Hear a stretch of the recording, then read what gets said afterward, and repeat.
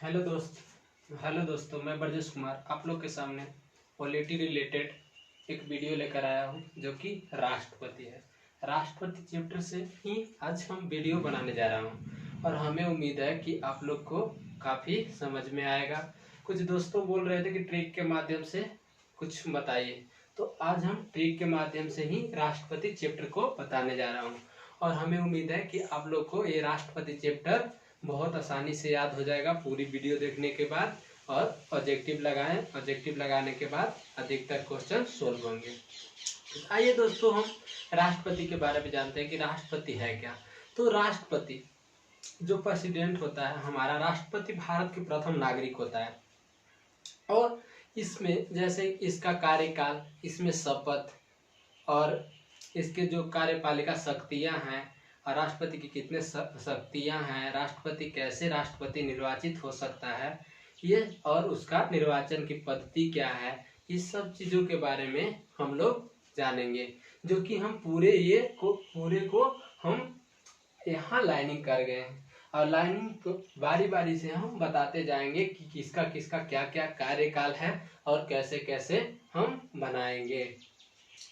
दोस्तों, सबसे पहले कि हम देखते हैं कि राष्ट्रपति को भारत का प्रथम नागरिक होता है, जिससे हम भारत सैनिक का भी अगर बताया गया कि सैनिक कमांड का भी कौन मुख्य न्यायाधीश होता है, तो ये राष्ट्रपति को ही हम मानते हैं। तो दोस्तों देखते हैं, सबसे पहले अनुच्छेद 52 में भारत का राष्ट्रपति होगा। इसके तहत अनुच्छेद 52 के तहत हम भारत का एक राष्ट्रपति होगा, ये चीज अनुच्छेद 52 में दर्शाया है दोस्तों। इसके बाद क्या है कि ये जो राष्ट्रपति होता है ये संघ का कार्यपालिका का शक्ति का प्रधान होता है, यानी कि संघ, ये राष्ट्रपति में दो चीज से सरकार बनता है, एक तो संघ से होता है और एक राज्य से होता है। ये दोनों मिलकर एक इसके निर्वाचन मंडल से ही जो निर्वाचित सदस्य होते हैं वही राष्ट्रपति का चुनाव करते हैं। तो हम लोग देखते हैं ये राष्ट्रपति से संबंधित अनुच्छेद 52 से 61, यानी कि अनुच्छेद आर्टिकल 52 से 61 तक के अनुच्छेद को ही हम लोग राष्ट्रपति अनुच्छेद से रिलेटेड है और इसी अनुच्छेद को हम बारी बारी से देखेंगे दोस्तों।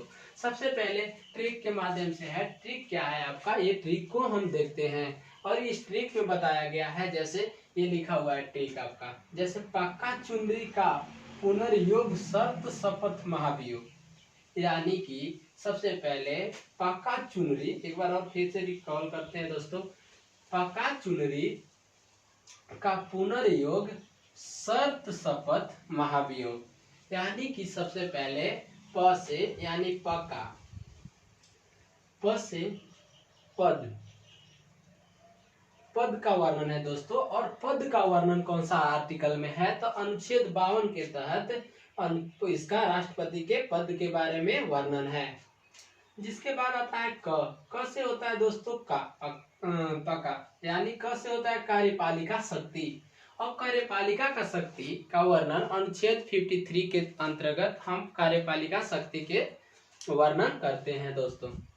इसके बाद देखते हैं चू से क्या होता है दोस्तों, चू से होता है चुनाव, यानी कि राष्ट्रपति का चुनाव पद्धति जो होता है वो कितना अनुच्छेद में वर्णन है, तो 54 में, यानी 54 अनुच्छेद में वर्णन है। इसके बाद देखते हैं चुनरी, नी से क्या होता है दोस्तों कि ये निर्वाचन, राष्ट्रपति का निर्वाचन कितना अनुच्छेद में वर्णन है, तो 55 अनुच्छेद में वर्णन है निर्वाचन। निर्वाचन में कैसे क्या होता है कि जैसे निर्वाचन किस पद्धति द्वारा होता है, तो एकल संक्रमणीय पद्धति द्वारा इसका निर्वाचन होता है, जो कि हम लोग आगे पढ़ेंगे दोस्तों। तो ये सारा चीज को देखने के बाद आते हैं नेक्स्ट क्या है आपका कार्यपालिका, यानी कि क से होता है कार्यपालिका, और कार्यपालिका का वर्णन अनुच्छेद 56 में है दोस्तों। इसके बाद आते हैं पुनर, तो पुनर का मतलब होता है पुनर्निर्वाचन, राष्ट्रपति का पुनर्निर्वाचन का वर्णन अनुच्छेद 57 के अंतर्गत राष्ट्रपति का पुनर्निर्वाचन का वर्णन है। इसके बाद देखते हैं योग्य राष्ट्रपति की योग्यता का वर्णन अनुच्छेद 58 में राष्ट्रपति की योग्यता के बारे में बताया गया है। इसके बाद देखते हैं शर्त, शर्त का वर्णन अनुच्छेद 59 यानी अनुच्छेद 59 में राष्ट्रपति का शर्त के बारे में वर्णन है दोस्तों। इसके बाद देखते हैं राष्ट्रपति का शपथ।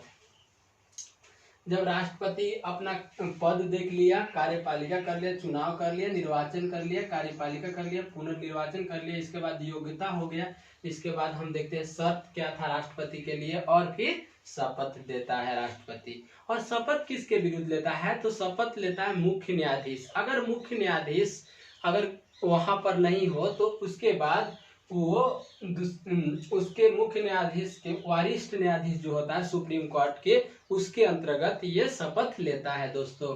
तो देखते हैं हम आगे महाभियोग। शपथ के बाद राष्ट्रपति पे महाभियोग। राष्ट्रपति का महाभियोग का वर्णन अनुच्छेद 61 में राष्ट्रपति का महाभियोग है। अब राष्ट्रपति के प्रति अगर राष्ट्रपति चुना गया हो और निर्वाचन के बाद अगर राष्ट्रपति कुछ कमियां नजर आ रही हो तो राष्ट्रपति पर महाभियोग लाया जा सकता है। और राष्ट्रपति पे महाभियोग लाया जा सकता है और राष्ट्रपति पर कोई भी महाभियोग ला सकता है। दो, या तो राज्यसभा ला सकता है या लोकसभा ला सकता है। अगर लोकसभा राष्ट्रपति पर महाभियोग लेकर आए तो राष्ट्रपति को 14 दिन पहले बता दिया जाता है कि आपके प्रति महाभियोग लाया जा रहा है। अगर राष्ट्रपति स्वेच्छा से त्याग पत्र दे देते हैं तो ठीक है, अन्यथा राष्ट्रपति लोकसभा पारित करके बिल राज्यसभा में भेजता है और फिर राष्ट्रपति को त्याग पत्र देना होता है दोस्तों।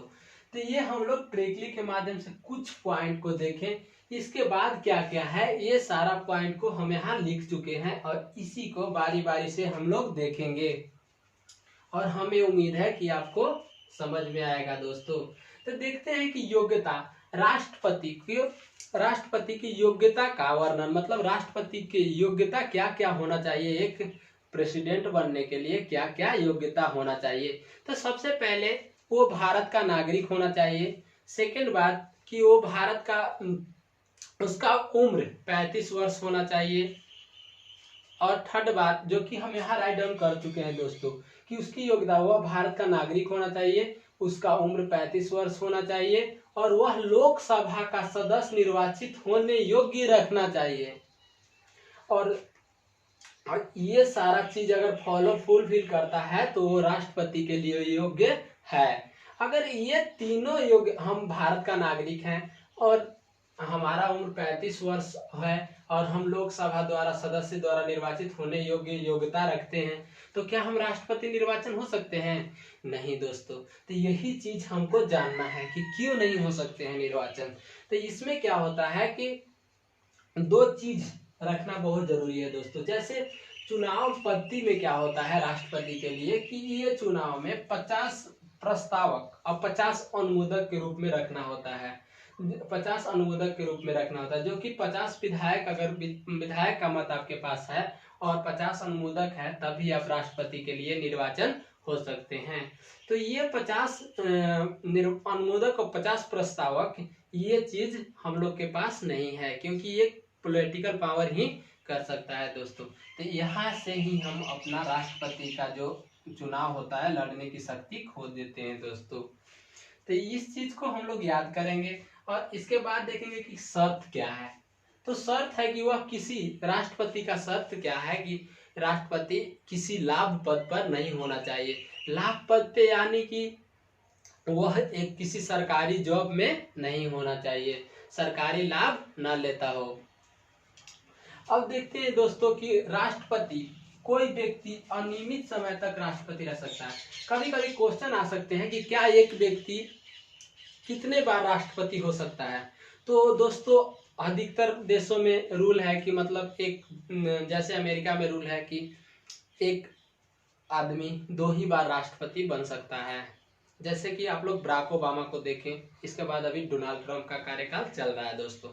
तो देखते हैं कि क्या है कि भारत में वो रूल नहीं है, एक व्यक्ति कई बार राष्ट्रपति बन सकते हैं, लेकिन भारत में ऐसा हुआ नहीं है। एकमात्र पंडित जवाहरलाल नेहरू ही जो कि दोस्तों डॉक्टर राजेंद्र प्रसाद ही जो भारत के राष्ट्रपति 2 बार निर्वाचित हुए हैं।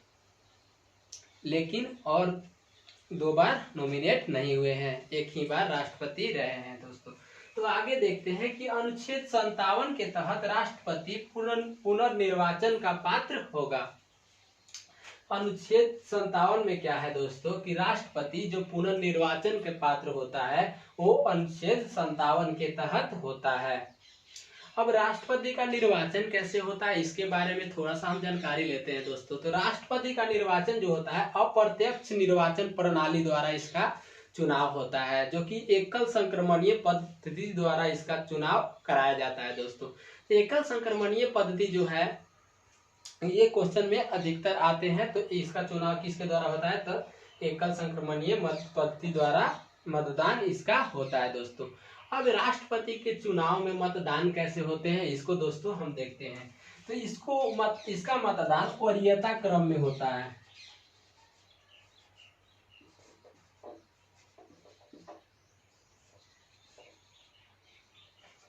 वरीयता क्रम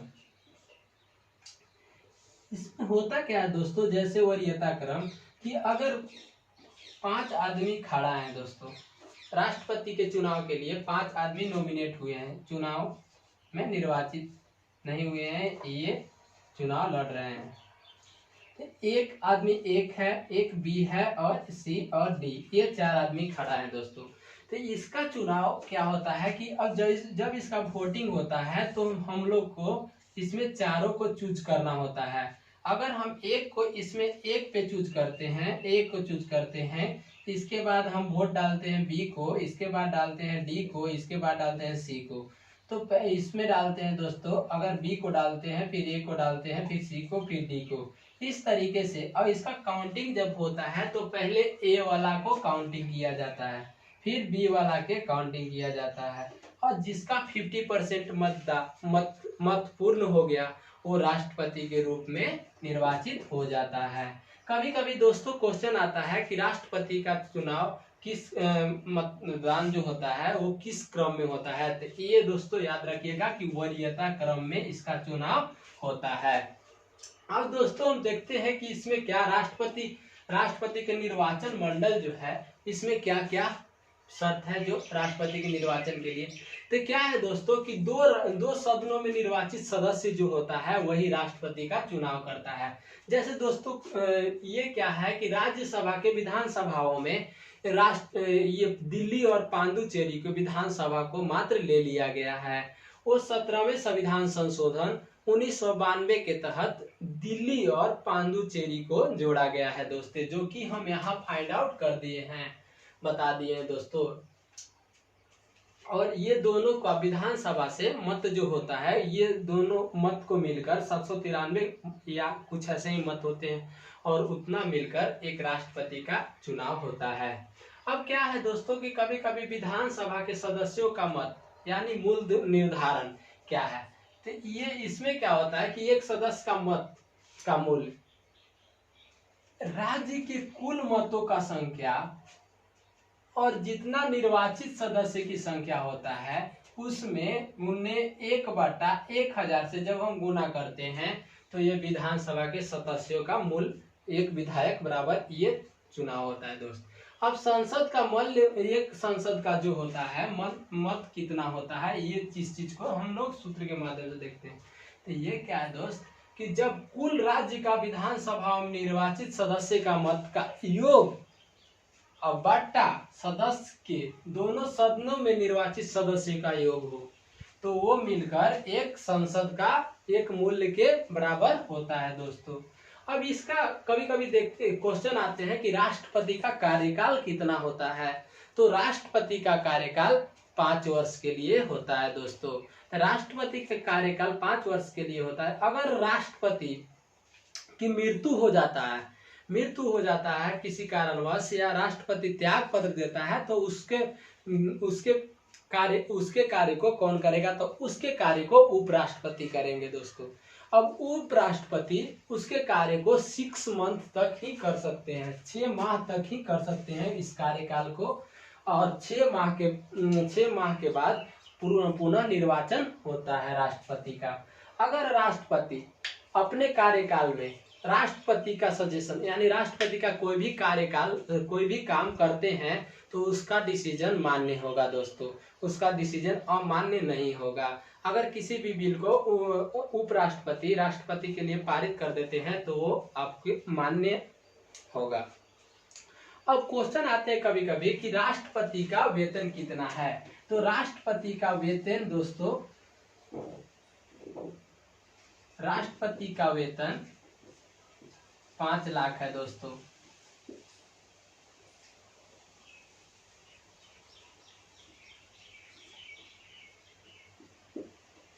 पांच लाख इसका वेतन है राष्ट्रपति का। अगर उपराष्ट्रपति अपने कार्यकाल के दौरान राष्ट्रपति का कार्यकाल के दौरान कार्यकाल काम कर रहे हैं तो उसका वेतन, राष्ट्रपति का वेतन उपराष्ट्रपति को प्राप्त होगी। अब क्या होता है दोस्तों कि इसका शपथ, राष्ट्रपति जब अपने कार्यकाल सब कुछ कर लिए, जब राष्ट्रपति बनकर आ गए तो उसका शपथ होता है, और उसका शपथ कौन दिलाता है इस बात को हम लोग याद रखेंगे दोस्तों। तो राष्ट्रपति का शपथ मुख्य न्यायाधीश दिलाता है दोस्तों। अगर मुख्य न्यायाधीश न हो, किसी कारणवश से मुख्य न्यायाधीश नहीं हो, तो सुप्रीम कोर्ट के न्यायाधीश, जो वरिष्ठ न्यायाधीश होता है, वो राष्ट्रपति का शपथ दिलाते हैं दोस्तों। अब राष्ट्रपति का यहाँ जो हम फाइनल कर चुके हैं कि न्यायाधीश उसका शपथ दिलाते हैं। अब राष्ट्रपति का जब शपथ ले लिए तो राष्ट्रपति के प्रति महाभियोग लाया जाता है लास्ट में। अगर राष्ट्रपति जो कि हम अनुच्छेद 61 में पढ़े हैं कि राष्ट्रपति का महाभियोग, और महाभियोग कैसे आता है कि महाभियोग लाया, अगर किसी भी काम को राष्ट्रपति गलत कर रहे हो, अच्छा तरीके से नहीं कर रहे हैं, तो उनके प्रति महाभियोग लाया जा सकता है, जो कि राज्यसभा, उनके प्रति महाभियोग राज्यसभा और लोकसभा दोनों में लाया जा सकता है दोस्तों। अब अगर राज्यसभा पारित करता हो तो वो लोकसभा के पास भेजता है, और राष्ट्रपति को 14 दिन पहले ये सूचना दे दी जाती है कि आपके प्रति महाभियोग लाया जा रहा है। और उस महाभियोग स्वेच्छा से अगर राष्ट्रपति त्याग पत्र दे देते हैं तो ठीक है, नहीं तो जब महाभियोग लाया जाता है तो उनको त्याग पत्र देना होता है, जो कि हम यहाँ लिख हैं दोस्त। महाभियोग में संसद में लाया जाता है, जो कि पहले राज्यसभा में लाया जाता है, फिर लोकसभा में लाया जाता है। ये चीज था मेरा राष्ट्रपति का वीडियो दोस्त, और मेरे उम्मीद से आप लोग को काफी हद तक ये वीडियो समझ में आया होगा। अगर समझ में आया होगा तो इस वीडियो को हम ऑब्जेक्टिव लगाएंगे। ऑब्जेक्टिव लगाने के बाद आप देखिए तो हमें उम्मीद है कि काफी क्वेश्चन लग जाएंगे, और नोट्स तैयार कर लीजिए इसके माध्यम से जो क्वेश्चन हम दिए हैं, और आप लोग बनाइए दोस्तों। तो दोस्तों अब अगला वीडियो में हम उपराष्ट्रपति के बारे में पढ़ेंगे। गुड बाय दोस्त, बाय, थैंक यू।